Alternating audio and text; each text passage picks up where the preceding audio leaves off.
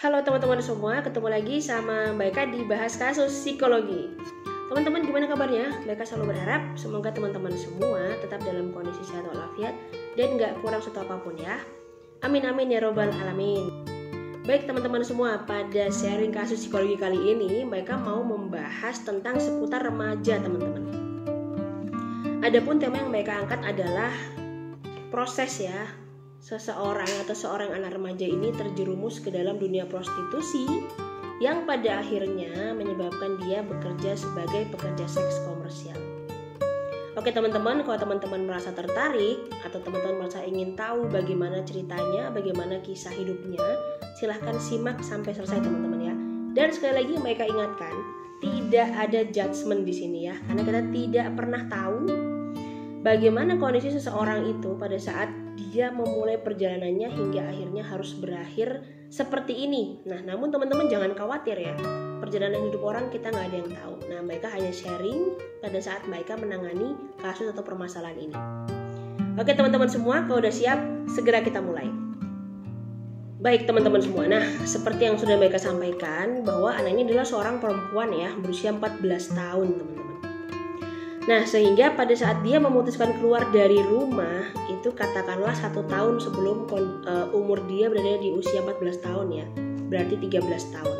Nah anak ini menyatakan ke Mbak Eka, tentu bukan hanya sekali 2 kali teman-teman ya, Mbak Eka membutuhkan waktu kira-kira 1 bulan sampai dia benar-benar mau jujur sama kondisinya. Karena apa? Anak-anak jalanan atau anak-anak yang dilacurkan dalam tanda petik ya, itu susah banget mereka mau mengungkap jati dirinya ke orang lain. Karena apa? Mereka sudah sangat terbiasa ya, banyak orang yang datang di hidup mereka itu cuma mampir, tanya-tanya, terus ngejudge. Nah maka mereka akan membuat-buat cerita sampai bikin kita gedek sendiri, ini sebenarnya cerita yang benar yang mana sih, misalnya kayak gitu ya. Nah namun pada akhirnya si anak ini mau bercerita secara jujur kenapa kok dia bisa sampai ke kota tersebut ya, dan bagaimana perjalanan hidupnya. Nah teman-teman semua, jadi pada saat dia berumur 7 tahun itu ibunya menikah lagi teman-teman. Nah dan dia memang tidak pernah tahu ya bapak kandungnya itu yang mana, bapak aslinya dia.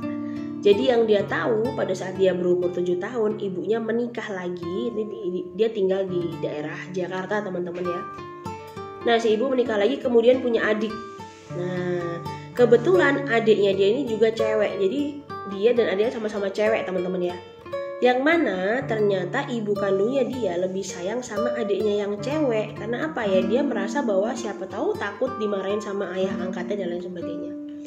Nah di situ si anak ini ngerasa orang tuanya nggak sayang sama dia. Dia banyak dikasih pekerjaan yang berat-berat ya, sampai pada umur 9 tahun 10 tahun itu anak ini sudah diminta untuk nyuci baju keliling ke rumah-rumah tetangga untuk membantu mencukupi perekonomian keluarga teman-teman.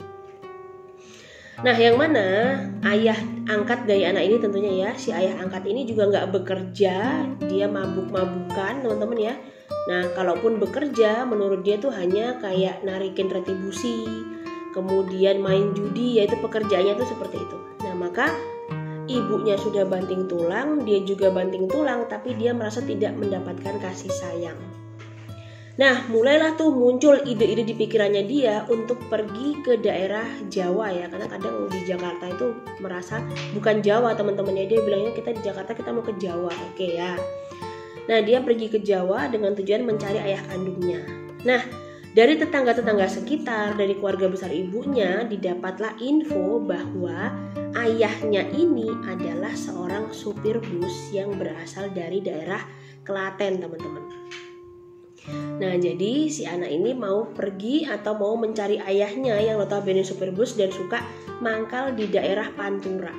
Oke ya, hanya berbekal foto lama, kemudian informasi-informasi dari keluarga dan kerabatnya, dia memutuskan untuk banyak menghabiskan waktunya di terminal.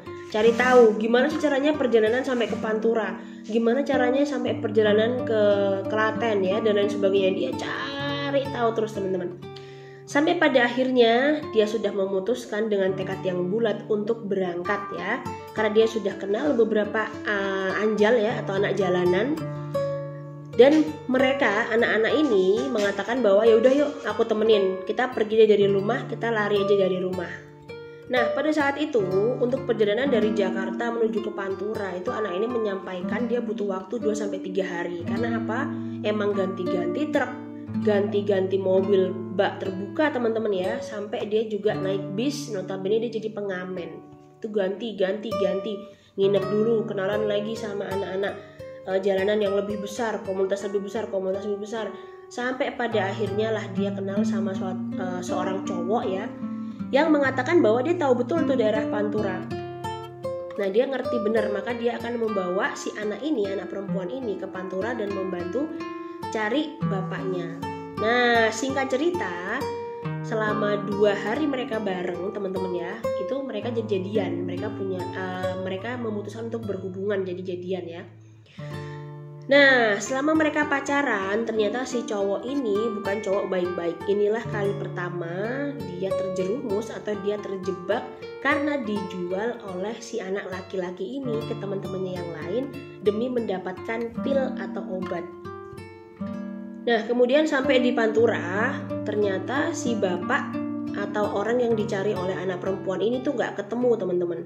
Tidak ketemu ya. Dan orang-orang yang di sana, supir bis, supir truk, ditanyain juga nggak ada yang tahu, tidak ada yang kenal. Nah, akhirnya tanpa putus asa, dan memang anak ini sebenarnya udah mau lari dari cowok tersebut, cuman nggak punya daya, nggak punya tenaga, nggak punya upaya, karena apa yang dia bayangkan, pergi dari rumah, nanti naik bis ini, ganti ini, semuanya berbeda dan semuanya berubah. Sampailah pada akhirnya mau nggak mau ya dia akhirnya jual diri lagi ya, diminta sama temennya ini tadi, yang temen cowoknya, untuk dapat duit. Dari dapat duit dia bisa makan, dari dapat makan dia bisa beli pembalutnya, sampai begitu terus hingga akhirnya dia sampai ke Klaten itu kira-kira baru sekitar 3 mingguan kemudian teman-teman. Nah, kompleks ya, tentu sangat bikin pusing, sangat kompleks. Dan ternyata pada saat dia sampai ke Klaten, si orang yang dimaksud ini tidak ada teman-teman. Jadi bapaknya tuh nggak ada dan nggak tahu di mana. Bahkan alamat yang dia bawa dari Jakarta itu adalah alamat fiktif, bahkan dicari pun juga nggak ada. Nah, akhirnya udah kepalang basah, dia juga sudah ngerasa nggak mau lagi pulang ke Jakarta, karena juga di Jakarta ibu kandungnya sama seperti ibu tiri ya, nggak ngasih dia makan, dia suruh kerja mati-matian, bahkan dia lihat ibunya lebih sayang sama adik tirinya. Nah, maka dia memutuskan ya udah, aku mending hidup di jalanan aja deh, aku mending nggak usah balik. Nah, inilah dia teman-teman yang menarik ya menurut mereka. Karena apa? Pada saat dia bercerita teman-teman, ternyata pada akhirnya kan ini jadi pekerja seks komersial ya. Nah, dari awalnya apa ini jadi yang dilacurkan oleh pacarnya sendiri, makanya dikatakan anak yang dilacurkan.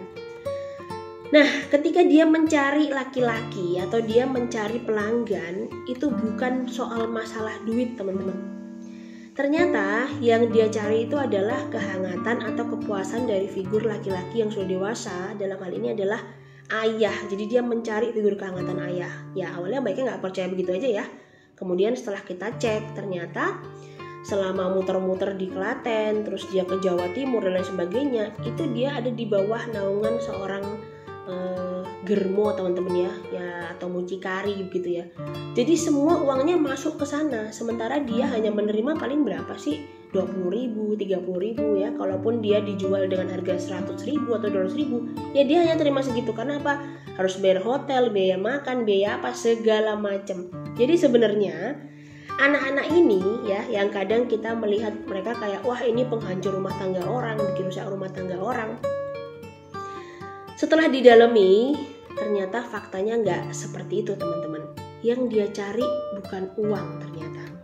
Oke, nah kemudian setelah perjalanan panjang itu teman-teman ya, nah dan mereka memang melakukan konsultasi dan terapi ini di balai rehabilitasi. Nah, maka setelah dia selesai dari rehab ya, sekitar 6 bulan 7 bulan itu dia keluar di jalanan. Suatu ketika mereka berangkat nih dari Solo mau ke Jogja, mereka ketemu anak ini di lampu merah. Terus mereka panggil, mereka minggirin kendaraan ya, terus mereka panggil, gimana kabarnya, gini. Dan ternyata memang si anak ini ya sudah, akhirnya dia dengan besar hati memilih berhenti dengan pekerjaannya sebagai pekerja seks. Namun si anak ini memilih untuk bergabung dengan teman-temannya yang notabene adalah anak pang. Nah teman-teman semua, Baika nggak bisa ngejudge apapun ya. Yang jelas Baika sendiri ngerasa bahwa info ini perlu disampaikan. Agar apa? Kita tidak gampang atau tidak mudah memandang rendah seseorang hanya karena mereka di jalanan ya. Karena kita nggak pernah benar-benar tahu apa sih latar belakang yang membackgrouni mereka tuh sampai bisa turun ke jalan. Nah itu dia teman-teman, kisah yang Baika bagikan pada kesempatan kali ini. Semoga ada hal positif atau hal baik yang bisa kita petik teman-teman ya. Besar harapan Baika supaya apa sih dari konten-konten yang Baika berikan ini, kita juga menjadi pribadi yang tidak gampang menilai seseorang buruk atau menilai seseorang negatif ya. Karena apa? Kalau kita ada di posisi mereka, belum tentu kita kuat dan belum tentu kita tidak memilih untuk mengakhiri hidup kita. Karena cukup banyak juga klien-klien Baika yang pada akhirnya memilih cara itu teman-teman. Nah oke teman-teman semua, terima kasih banyak untuk yang udah nyimak sampai selesai. Baika titip salam untuk orang-orang tercinta di sekitar kalian semua ya. Semoga dari bahas-bahas kasus psikologi ini banyak hal yang bisa kita ambil atau kita petik dan menjadikan kita orang yang lebih bersyukur teman-teman. Kemudian juga melihat orang lain atau melihat lingkungan dengan lebih positif dan lebih bijaksana. Oke, terima kasih banyak. Sampai ketemu pada konten-konten yang lain ya. Dadah.